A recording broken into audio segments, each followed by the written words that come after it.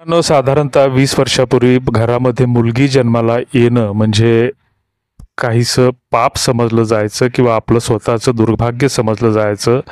म्हणून मुलगी ही प्रत्येक कुटुंबात नकोशी वाटायची. कारण आई-वडिलाला मुलीच्या लग्नाचा खर्च झेपावत नव्हता किंवा मुलाचे किंवा नवऱ्या मुलाचे हुंड्याचे व इतर नखरे सोसवत नव्हते, पेलवत नव्हते. मात्र आता दिवसागणिक परिस्थिती बदललेली आहे आणि मग मुलींच्या बापांची ही अवस्था झालेली पाहून 20 वर्षापूर्वी, 10 वर्षापूर्वी साधारणतः आपण भरमसाठ ॲबॉर्शन केले. गर्भातच अनेक निरागस कळ्या खुलल्या आणि कदाचित त्याचीच पापं आता आपण भोगत आहोत, की प्रत्येक गावात कुठेही गेलं तर 100-150 मुलं अशी बगर लग्नाची फिरताना दिसतात आणि त्यांना लग्नासाठी कोणी मुली देत नाही. आणि अशातच एक घटना समोर येते आहे. ही घटना कुठेही छापून आलेली नसली तरी 3 मुलींना एका बापानं जन्म दिला. साधारणतः 20 वर्षापूर्वीची ही गोष्ट आहे. गरिबीमध्ये हालाकीमध्ये जीवन जगणारा हा बाप एकीकडे 50,000चे कर्ज माफ व्हावे म्हणून विविध बँकांचे खेटे घेत होता, सरकारी दरबारी चक्रा मारत होता. मात्र त्याच 3 मुलींचा बाप हा त्या मुली एक प्रकारे त्याच्यासाठी भाग्य घेऊन आल्या असं म्हणायला हरकत नाही. मात्र ते भाग्य कुठल्या मार्गाने आलं याचीच चर्चा आपण या व्हिडिओच्या माध्यमातून करणार आहोत. आज तो बाप करोडपती आहे. त्याने स्वतःचे 3 मजली घरही बांधलेलं आहे. बेळगावातून ही घटना समोर येते आहे आणि हे नेमकं सगळं कसं घडलं त्याचीच ही रंजक कहाणी. पूर्वीचा हा बाप काहीही कामधंदा करत नव्हता आणि अचानक पत्नीचा मृत्यू झाला.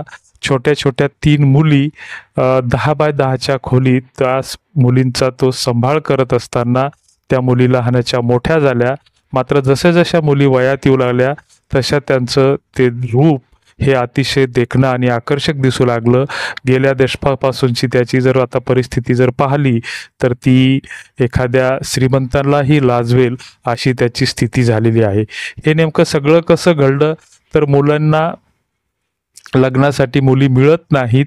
ही सगळी राज्यापुरतीच नाही तर देशव्यापी समस्या बनलेली आहे आणि याचा नेमका काही फायदा काही बनावट विवाह संस्था, दलाल, एजंट आणि काही भामटे घेत आहेत. आणि अशातच हे जे काही लग्न जुळवणारे एजंट आहेत तर ह्या एजंट मोठ्या प्रमाणामध्ये बनावट मुली दाखवतात.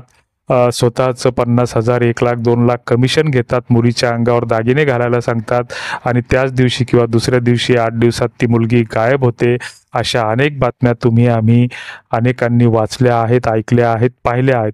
आणि नेमकी हीच गोष्ट मुली ह्या वयात आल्याच्या नंतर 18 ते 22 पर्यंत त्यांचं वय वाढत गेलं आणि ज्या वेळेस त्या लग्नाच्या वयात आल्या तर ही गोष्ट त्या बापाला समजली. त्या मुलींचं वय होतं 18 ते 22च्या दरम्यान. त्याने त्या मुलींसाठी स्थळं पाहायला सुरुवात केली. स्थळं पाहताना स्थानिक न पाहताना मूळचा हा कर्नाटकमधला राहणारा आणि त्यानं स्थळं जी शोधायला सुरुवात केली तर राजस्थान आणि गुजरात राज्यामध्ये सगळ्यात जास्त टंचाई जी मुलींची आहे तर सर्वप्रथम ती उजागर झाली ती राजस्थानमध्ये, त्याच्यानंतर गुजरातमध्ये आणि आता महाराष्ट्रामध्येही तीच परिस्थिती निर्माण झालेली आहे. विशेषतः अन्य राज्यांच्या तुलनेत राजस्थानमध्ये मुलींची संख्या खूपच कमी आहे आणि बेळगावसह जिल्ह्यात इकडून तिकडून मुली पाहायला येणाऱ्यांची संख्या ही दिवसेंदिवस वाढते आहे. आणि मग याचाच फायदा उठवत एजंट व मुलीच्या बापाने आपल्या मुलीला दाखवायला सुरुवात केली. परंतु लग्नासाठी मात्र मुली दिसायला सुंदर असल्याने वर पक्षाकडून किमान 10 लाख रुपये तो उकळायचा. असा हा प्रकार त्यांनी काही दिवसांपूर्वी सुरू केला आणि राजस्थानात मुली मिळत नसल्याने आणि सुंदर बायको मिळते म्हटल्यावर वर पक्षाकडील काही बऱ्याबुऱ्या घरातील मंडळी आणि मुलगा ही रक्कम देऊन त्या लग्नाला तयार होऊ लागले. त्यातच सोनं हे वेगळं घेतलं जायचं, मुलीच्या अंगावर दागिने चढवले जायचे, वरती रक्कम, असं थाटामाटात लग्न व्हायचं आणि मुलगी 8 दिवस ते महिनाभर परराज्यात जायची. तिकडून इकडे पुन्हा बापाच्या घरी यायची. माहेरपणासाठी घरी आली की हे सर्व पूर्वनियोजितपणानं असल्याने मुलगी मात्र नवरा किंवा नवऱ्याकडची मंडळी घेण्यासाठी आली तर ती त्याला स्पष्टपणे जायला नकार देत असे. आणि मग नंतर एजंटच्या माध्यमातून आणि मुलींच्या बापाने एजंटला काही ठराविक रक्कम देऊ करून हे सगळे पैसे आपसात वाटून घेतले जायचे आणि मग यातून अशा या परराज्यामध्ये या मुलींची विक्री होऊ लागली. आज तो बाप श्रीमंत आहे, लग्न करून गेलेली बायको परत येत नाही, म्हणून बऱ्याचदा प्रकरण पोलीस ठाण्यातही जायचे. परंतु जेव्हा वर पक्षाकडील पोलीस ठाण्याला गेले तेव्हा तरुणीने आपला तिकडे फार छळवणूक होते किंवा जो मुलींच्यासाठी असलेला कायदा, त्या कायद्याचा गैरवापर केला जायचा आणि मग घाबरलेल्या स्थितीमध्ये वर पक्षाकडील मंडळी त्यातून तो आपला पाय काढता घ्यायची आणि मग यालाच जे म्हणतात ते आपण तोंड दाबून बुक्क्याचा मार सहन करणं किंवा बुडत्याचा पाय खोलात या म्हणीनुसार सहनही होत नाही आणि सांगताही येत नाही, अशी अवस्था बऱ्याच लग्न केलेल्या तरुणांची झाली. आणि अशी शेकडो प्रकरणे समोर येत असताना पुढारीने ही बातमी लीडवर छापलेली आहे, इतर वर्तमानपत्रांनी ही बातमी छापलेली आहे, काही वाहिन्यावर सुद्धा ही बातमी आलेली आहे. तर अशा ह्या तऱ्हा आहेत, अशा ह्या गोष्टी आहेत.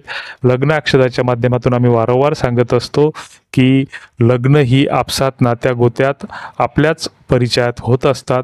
तेव्हा लग्नासाठी स्थळ शोधत असताना आपण आपल्या होणाऱ्या संभाव्य फसवणुकीपासून ज्याचं त्यानं सावध असलं पाहिजे, हीच आमची यातून तुम्हाला सांगणं आहे. तुमच्या काही प्रतिक्रिया असतील तर कॉमेंट बॉक्समध्ये नक्की कळवा. धन्यवाद.